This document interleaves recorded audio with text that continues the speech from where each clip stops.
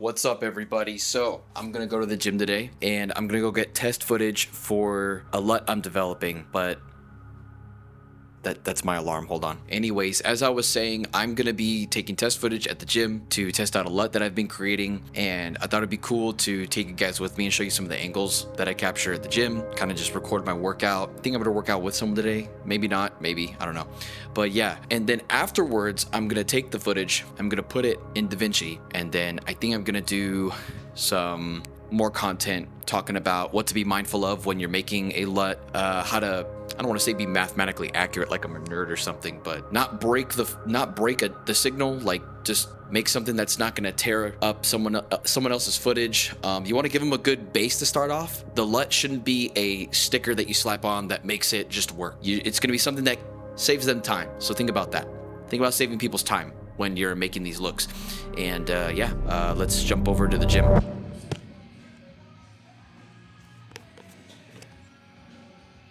If you don't use Cycle Pharma stuff, their stuff's pretty wild. It's pretty good.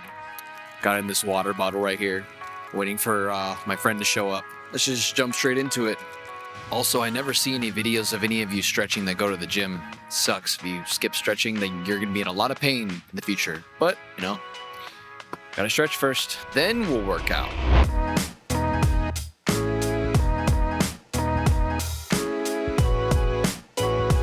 I don't even know how to sell it. I'd have to look into how to set up a shop of some sort.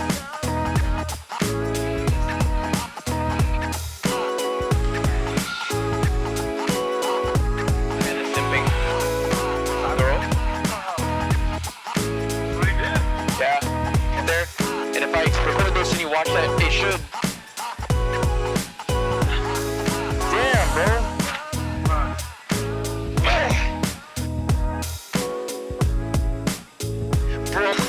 Okay. It's all right.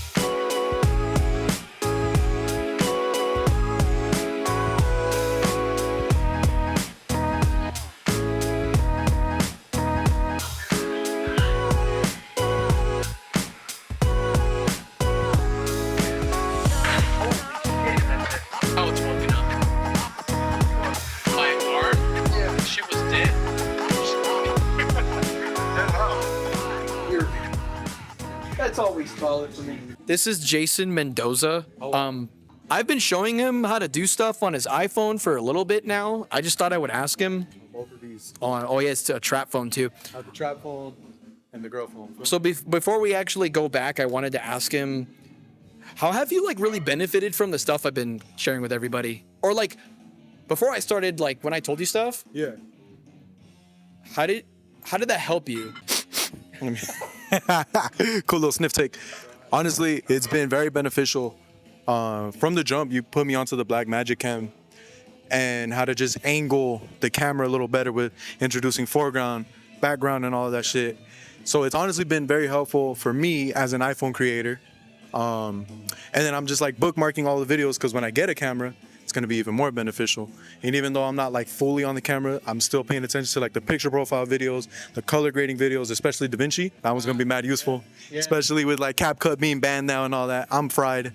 Back to a 9-to-5 I go. But no, honestly, the guy's knowledgeable. He gets to the point, cut and dry, no bullshit. Highly recommend. If you're not watching his shit, you're not doing it right. What do you think helped you the most? Like the one thing that helped you the most?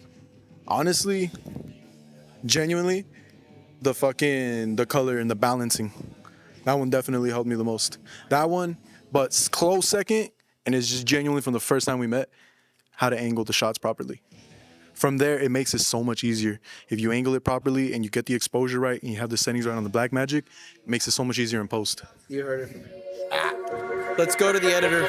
All right, everyone, we are back in the editor, DaVinci Resolve, and so I have all this footage laid out. You guys might recognize it from all of my other tutorial videos, and this is how I go about testing my any LUTs I create. Now, I do have a lot of experience now, and I trashed all the stuff I made from before, so I thought I would start off new and just make this one. And with this one, I have been trying to really make something that's on the verge of being a creative look, but also something that can be applied to as many different situations as possible. I like the film aesthetic. I like film colors, so I took some footage and I defaulted to Rec 709 and got to work on it. Then I took the color information in the creative contrast adjustment, exported it into a cube file. I put my cube files into the, let's see, a 65-point cube LUT. So that's gonna be the one that has the most information in it. But rolling back over to this, I have my LUTs right here. Drag my LUT on here. This LUT is expecting a Rec 709 container. So that means your footage has to be defaulted into Rec 709. And then while working in that color space, you would then have to apply this LUT. And with that being said, this LUT also, since it's aware that it's working in a smaller color space, it has to be non-destructive as possible because Rec 709 is a very small space. So I did my best to make it non-destructive, add a little bit of creative contrast, and then shift the colors in a way that makes things look more filmic. Now, right out of the box, this might not look the best because it's not meant to fix your footage. It's meant to push it in the right direction. So you slap this on and then you kind of get an idea of where you're supposed to go from here. And I'll just demonstrate that with this first video. This seems a bit too bright for me for my type of aesthetic. So I would just darken this to around here. And if we see a before and after, we see that the LUT is really deepening those tones. And we see the yellow that's in film being put into highlights. And we see the shadows cooling off and the blues becoming a little bit more teal and some of the yellows becoming a little bit more on the brown side. Now I'm gonna click this, shift click all the way to number 15, right click and press apply grade and hit replace to apply this grade to all my Rec 709 footage in here. And then I review all of the footage and see how this looks. The skyscrapers looks good. Just slapping this on looks pretty good. Of course, I'm gonna have to remove the curves adjustment and then reapply it. Boom. All right, looks good to me. Looks good to me, except in this shot, you might need to warm it up a little bit and then possibly brighten her up a bit. But that's just the shot. The shot's super flat. You'd have to do a little bit with this. This one looks good. Looks good to me. Let's see if we get some people in here. Not bad. I'm stress testing it in darkness, and it's, as you can see on the scopes on the right hand side, it's not breaking anything. It's bringing those whites down to a more subdued point. That's all I'm really seeing. Nothing's going outside of the range. Looked exceptionally good on this shot. You could do just a couple tweaks and you have a usable good shot. Then there's a high contrast shot like this. And honestly, this one wasn't shot super well, I can tell. Yeah, this one's contrast values right out of the box aren't that great. Then we have this one. This one was shot very well. As you can see, if we go punch into the actor's face, oh, this is reacting super well. So what I'm getting here is my lookup tables kind of performing better with scenes that are like a little bit darker, a little gritty. And then with the light and airy scenes, it's just applying like a film type of look. I don't want to say it's more filmy, but I want to say it's like,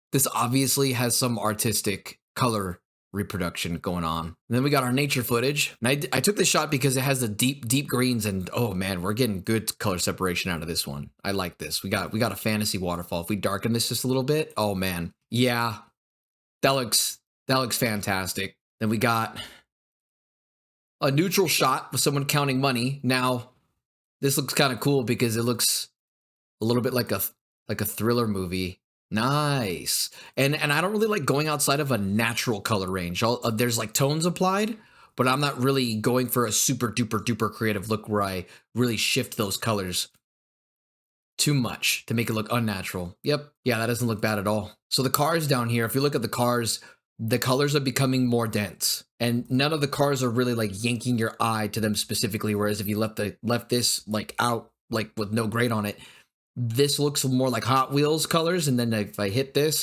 those colors become more deep. That's what I want exactly out of this grade. So it's performing well with all this footage. Now, the beauty of this is that I'm going to have to convert this. So just as a disclaimer, everybody is going to have to convert their footage again to Rec 709. If I put this LUT on this footage, it's not going to work. the color reproduction's not really doing too much. It's not accurately doing what it's supposed to, because as you can see, this footage is in the Rec 2100 HLG space. I can see on my media page right here. So what I'm gonna do is I'm gonna drag this over, boom, and then I'm gonna put a color space transform at the very beginning of this footage. Rec 2100, boom, there we go. Now we've defaulted it to the Rec 709 color space. There you have it, and we could just deepen those colors just a smidge, just add some contrast, and honestly, I'm impressed. I like the way this is behaving. The only thing I don't like that I would possibly add in the final iteration, and I went over this in my curves video, is I would take some of the saturation out of the highest points and have this roll off here. And I don't know if you guys can see through the YouTube compression, but I'm gonna go to this bar where I want the bar to be less vibrant. I want it to be a lot more subdued. I like my colors swimming with each other, not any specific color really popping out. I'm gonna copy this grade to the other nodes. That looks exceptionally well. I'm impressed with this. This looks cool. Yeah, that looks super nice. It's not going too far away from what was actually there. And then we have me talking in my room. So let's take this one right here. And if I turn that on and off, that looks pretty good. Let's look at the vector scope real quick. This one might need a different contrast curve to make it look better. That looks better. Are we losing information? We are not losing information. There we go.